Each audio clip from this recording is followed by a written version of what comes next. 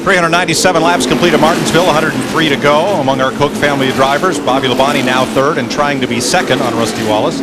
Ricky Rudd in fourth, Tony Stewart in fifth. Dale Jarrett back up on the lead lap.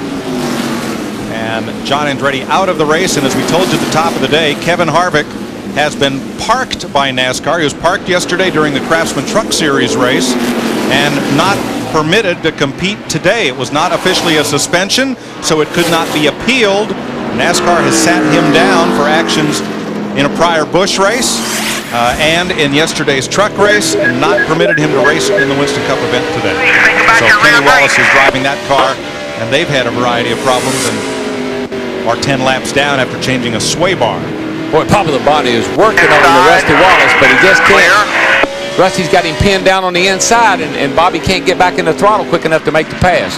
He's getting the nose under him right here. Yeah, drifting up, but he's getting just enough bite off the corner. He can beat him down the next straight. I think he might have him this time if Rusty will give him enough room. And he just barely gives him enough room, keeps him pinned down where he can't get back in the throttle. If he could get back in there and jump up in front of him, he'd run off and leave him. Rusty especially gets off turn 2 a little better than turn 4. He's taking that high line off. It gives him a little better run down the straightaway. Bobby's down there bogged down. Again, he's going to have a shot at him here. If he can get up there far enough, he can slide him up himself. Ricky Rudd in the 28 car trying to get to Bobby Labonte's rear bumper like we've talked so much today. Bobby Labonte ever opens that door under Rusty Wallace, Ricky Rudd wants to be able to follow him through there. I think Bobby will eventually work his way by. He keeps inching a little bit further ahead every time. And as soon as he gets in front of him, he'll be fine. But those cars that took on 4 tires are not making any inroads into these front few positions. Larry, how many times have we seen that this year? Guys stay out on tires and get 2 tires, and guys get forward, and you think they're going to have a huge advantage, and it never pays off. The competition is just so close. Look at qualifying. The top 36 cars, 2.5 tenths of a second. 2.5 tenths. You can't even think about that short of a time. Well, Bristol, how many laps did Kurt Busch run on that set of tires? 170, I think it was. A lot. This group right here, this is second all the way through 7th, right here, just right together. Saw a little puff of smoke from Bobby Labonte's car as he accelerated off that corner from in the area of the left rear wheel. You know, when I started driving, I had the Gatorade car, and it was green, and nobody would even park beside that car. They didn't want to be near that car. Said it was bad luck. I think it'd be hard to sell that old theory today. It was a long-held racing superstition that the color green was We're trouble down here. Spence takes out the gets 32. Ricky Craven, 32 car. Caution is out. The 9th caution of the day. Now Craven was on the lead lap, make that the 10th caution of the day. Craven was on the lead lap. Spencer was 1 lap down. And Bobby Hamilton comes around to take the caution. No one contests him to get a lap back. Ricky Craven will go a lap down as a result of contact with Jimmy Spencer at turn 4. I didn't see what caused Spencer to spin. What caused him to get Ricky Craven to get involved was Spencer tried to keep the motor revved up, spin all the way around and keep going, but he didn't quite make it and slid up in front of Ricky Craven. Spencer's had an exciting day, I got to say. The pit board's out for Bobby Labonte. Larry, do you stop? Well, I'm just sitting here figuring the tires. You know, you take Bobby Hamilton and Bobby Labonte, they're sitting there with about 75 laps on those left sides, and we're going to have about 90 laps to go. Matt, what's the leaders going to do? Well, that was a hot topic of conversation on the 55 Teams radio, Larry. Charlie Presley asked Bobby, do you want to pit? He says, you know what? He goes, I finally feel like I've got my best set of tires. Charlie says, well, let's gamble. Let's just stay out and roll the dice. That's all you can do now, guys. I mean, you can't come in now. Look, there are 23 cars on the lead lap. You take 4 tires, you start 23rd, you can forget it. Pit road is open. Looks like most of the leaders are going a little bit. Oh, they are coming to pit road. They all lied. Well, if one does, they all do. There's what happened to Spencer and Craven. They're all on pit road. The leader pretty well dictated that one.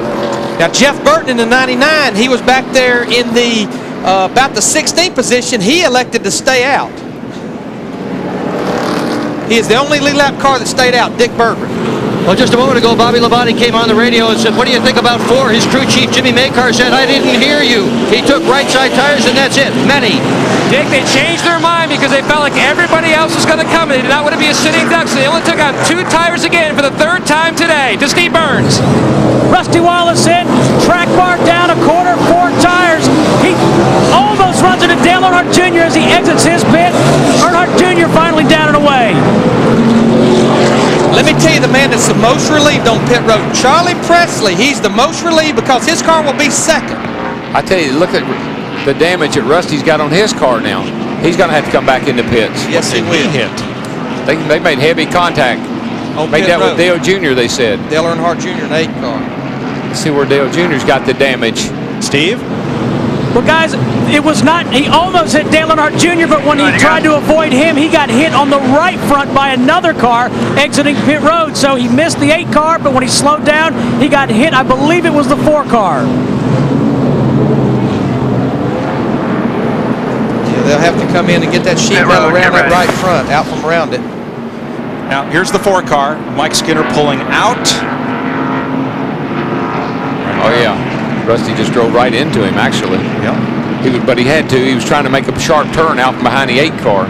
Now, Dale Earnhardt Jr. is, now there's the contact. Look where Earnhardt Jr.'s car is, just over the line with the right rear. That's barely legal, right where he is getting service, but it sure doesn't leave a lot of room for folks to get out behind him. And in Rusty's defense, I mean, he's sitting in there. Let's look at this replay right here. Ricky Craven, Jimmy Spencer in the 41 spinning around. Just spun right in front of him. But in Rusty's defense, Darrell, he's sitting in there. He has a full face helmet on. He has a head neck restraint device. He has all these headrests. It's up to the spotter and the crew chief to make him aware of cars that's coming down pit road. Oh, I see what happened there now. 32 did turn the 41 around. That view from Dale Jarrett. Jeff Burton is our leader. He did not pit. Ricky Craven has gone a lap down. And Rusty Wallace has some right side damage. Yeah, I can't believe he didn't come back in. The 4 car's got a tire down now, I think. Has a left front down. Yeah, left front. He's going to have to come back. And that would be from the contact on pit road with Rusty Wallace. We're going racing too. Now here's something new after the checkered flag. The coverage continues over on Speed Channel with the Winston Cup wrap-up. The best post-race coverage anywhere, from the highs to the lows and all in between. Winston Cup wrap-up covers it all and only on Speed. To get Speed Channel, 888-22-SPEED. They've restarted with 88 laps to go.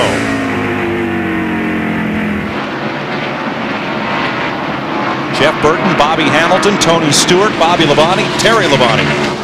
Jeff Burton has about 30 laps on his tires. Bobby Hamilton up in that high groove trying to get that bite up off the corner.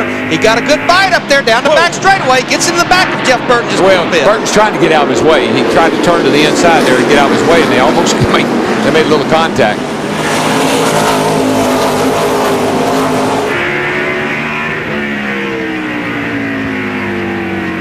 For the lead, Hamilton takes over. He was leading before the caution and now goes from second back to the lead. But his crew did their job. He came on the pit road. He was the first one off of pit road because of Jeff Burton staying out. Stewart now outside of Burton for second.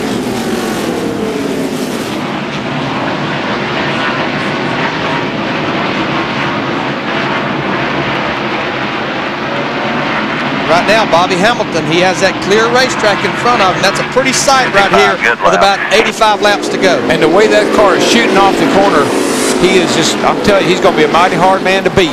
Oh, Spencer and Kurt Busch just got together, and that accordioned the field right behind them. Ricky Rudd got a little damage, I think, from that little incident.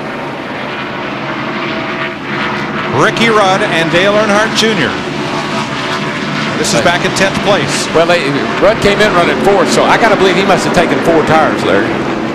Yeah, it put him way back in the field. Yeah, it wasn't that they had a bad pit stop. They just took 4 tires. Steve Burns. Still there. I couldn't hear exactly what you said down here checking some stuff out in the 28 pit, but they did, in fact, take 4 tires. And apologize if that's what you just said, but we were just checking it out. Yeah. We suggest and you confirm. That's still there. Rudd outside of clear Bill low. Elliott now. Clear low. Clear off clear.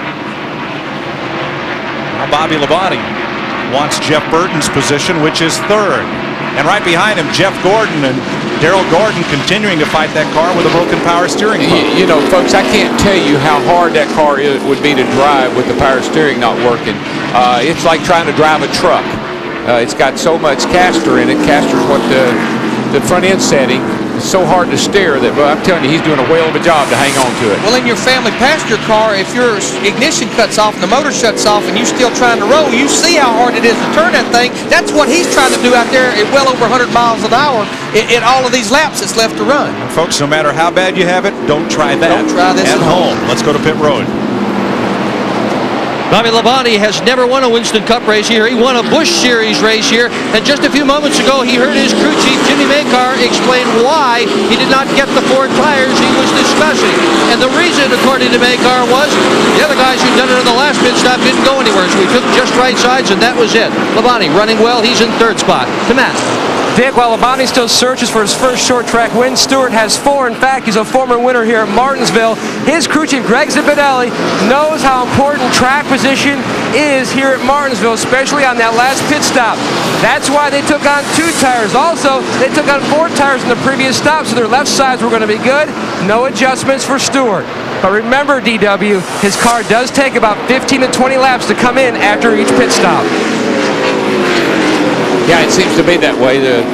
I don't know if it's going to come in time to catch Bobby Hamilton today or not. Boy, he has pulled out to a great lead. Instead of Bobby, it's bye-bye Hamilton. 77 laps to go, and that 55 has opened up a 1.5-second lead over Tony Stewart.